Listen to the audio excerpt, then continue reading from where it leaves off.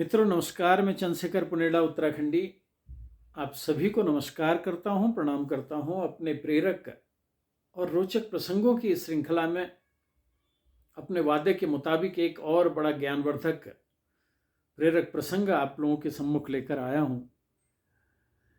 एक बार की बात है, एक शहर में एक बहुत बड़ा सेठ निवास करता था। अपनी पत्नी और बच्चों के साथ एक बहुत बड़ी कोठी में, जिसमें ऐशो आराम की सारी चीजें उपलब्ध थी। गाड़ी घोड़ा नौकर चाकर सारी सुविधाएं उस सेठ के पास थी। वह सुबह अपने काम में जाता और दिन भर अपना व्यवसाय से लौटकर शाम को अपने घर आता, तो अपने साथ कई टेंशन, कई तनाव भी लेकर आता। और घर आते आते उसका अपनी बीवी से बात बात पर गर्मा गर्मी हो जाती और घर में तनाव का माहौल शुरू हो जाता। तो एक दिन उसकी पत्नी ने उसको कहा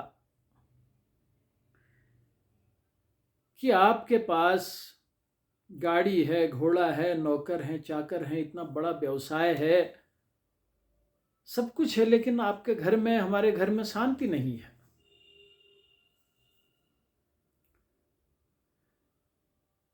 ठीक उस सेठ के पास एक गरीब किसान, गरीब मजदूर का मकान हुआ करता था। तो उस सेठ की पत्नी ने उस किसान के मकान को दिखाकर, उसकी झोपड़ी को दिखाकर, उस तरफ इशारा करके उस सेठ को कहा, देखिए हमारे सामने वो मकान है, वो झुग्गी झोपड़ी है। उस घर का मालिक, उस घर का मुखिया दिन भर मजदूरी कर शाम को घर आता है और बड़ी हंसी खुशी के साथ, नमक सब्जी के साथ वो रोटी खाते हैं। रूखा सूखा जो भी बन पड़ता है दिन भर कमाई में, वो शाम को मिलकर खाते हैं। और बच्चों की हंसने की आवाज़, उसकी बीवी की हंसने की आवाज़ों से माहौल बड़ा प्रसन्न चित्त रहता है। और एक तरफ हम हैं, हमारे पास सारी सुख सुविधाएं उपलब्ध हैं, धन संपदा, बंगला, गाड़ी घोड़ा, नौकर चाकर, लेकिन उसके बाद भी हमारे घर में सुकून नहीं, शांति नहीं, हमेशा तनाव का माहौल रहता है।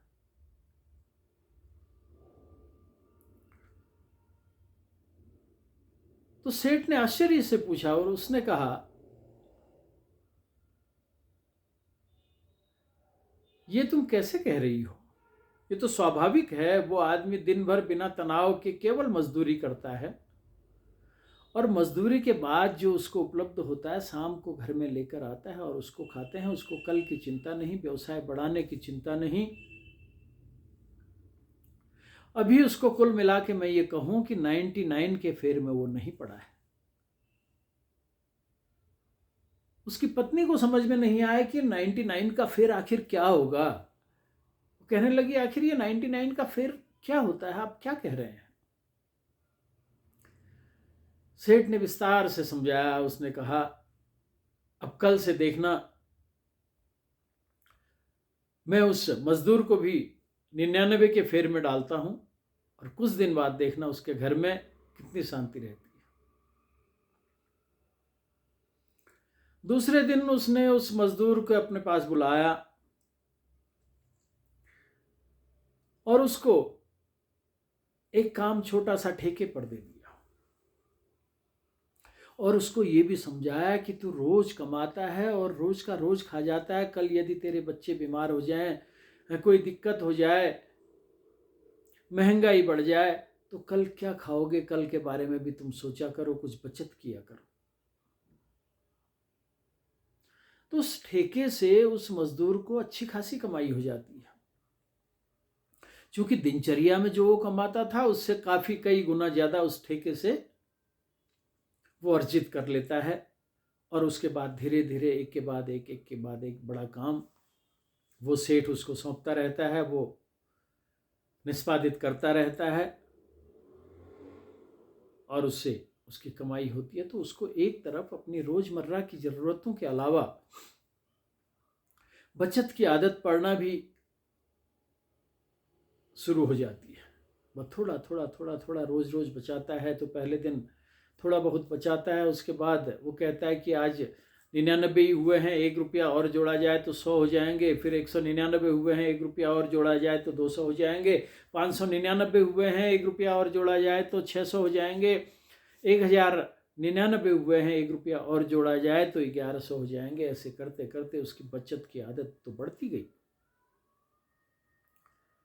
लेकिन उस किसान ने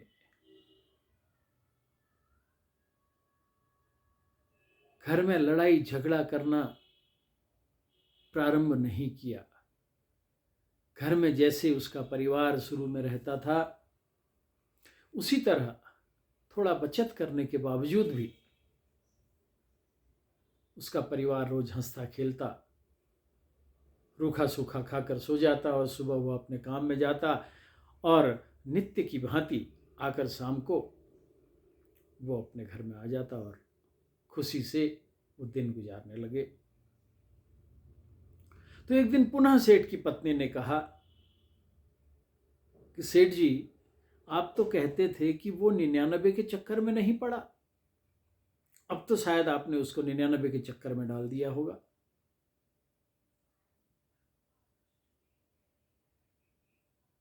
सेठ ने स्वीकारोक्ति दी, कहा कुछ दिन और रुको। लेकिन कुल मिलाकर उस किसान के, उस गरीब मजदूर के परिवार में बहुत ज़्यादा अंतर नहीं आया। उसकी खुशियां लड़ाई झगड़े में नहीं बदली। तो भाइयों, सेठ की पत्नी ने पुनः कहा सेठ जी से कि सेठ जी, मैं बताऊं, ये 99 के फेर का सवाल नहीं है, ये सवाल है कि आप व्यवसाय के टेंशन घर में लेकर आते हैं, आपकी दुकान के तनाव आप घर में लेकर आते हैं, उसकी वजह से हमारे घर में झगड़ा होता है।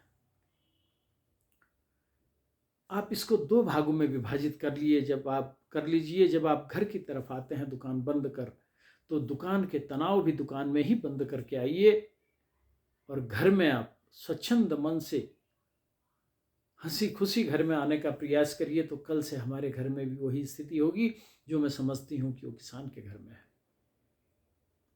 दूसरे दिन से उस सेठ ने प्रयास किया। दुकान बंद करने के बाद जो उधार फंसता था वो नहीं आया, कहीं सेठों के पैसे देने थे वो चुकता नहीं कर पाए, बैंक का लोन उसकी किस्त नहीं जा पाई। तो ये सारे जितने भी तनाव थे वो दुकान में ही छोड़कर आते और उसके बाद जब घर में आते तो स्वच्छंद मन से, जैसे सुबह घर से निकलते वैसे ही शाम को वो घर में आते।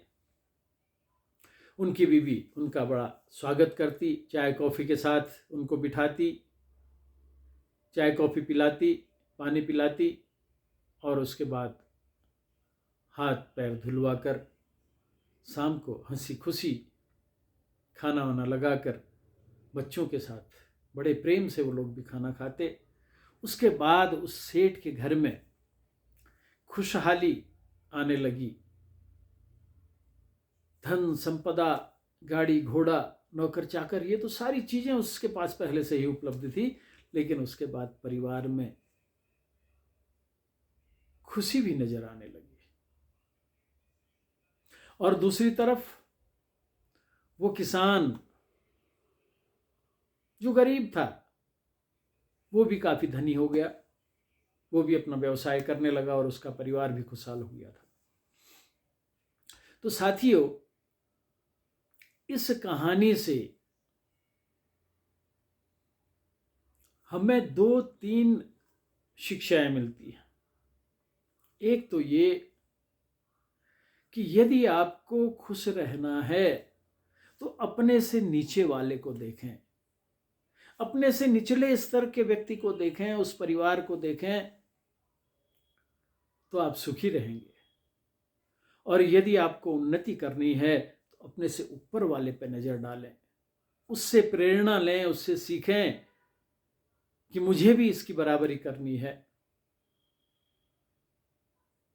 और तीसरा, ये कि यदि आपको सुखी रहना है तो अपने व्यवसाय के तनावों को, अपनी नौकरी के तनावों को ड्यूटी से वापस आते वक्त वहीं छोड़कर आए, घर में लेकर ना आए। तो ये 3 शिक्षाएं आज के इस प्रसंग से हमें मिलती हैं। तो यदि आप भी इस कथा से, इस प्रसंग से अगर प्रेरणा लेंगे, इन 3 शिक्षाओं को आत्मसात करेंगे, तो मैं समझता हूँ कि आप खुशहाल भी होंगे, उन्नति भी करेंगे और आपके परिवार में हंसी खुशी का माहौल भी बना रहेगा, प्रेम भाव बना रहेगा। अपने बच्चों के साथ खुशी खुशी आप अपना जीवन गुजार सकेंगे। भाई इन्हीं बातों के साथ मैं आज की इस प्रसंग को समापन की तरफ ले जाता हूँ और आपसे उम्मीद करता हूँ कि शीघ्र एक और बड़ा ही रोचक प्रसंग मैं आपके लिए लेकर आऊँगा बहुत जल्दी।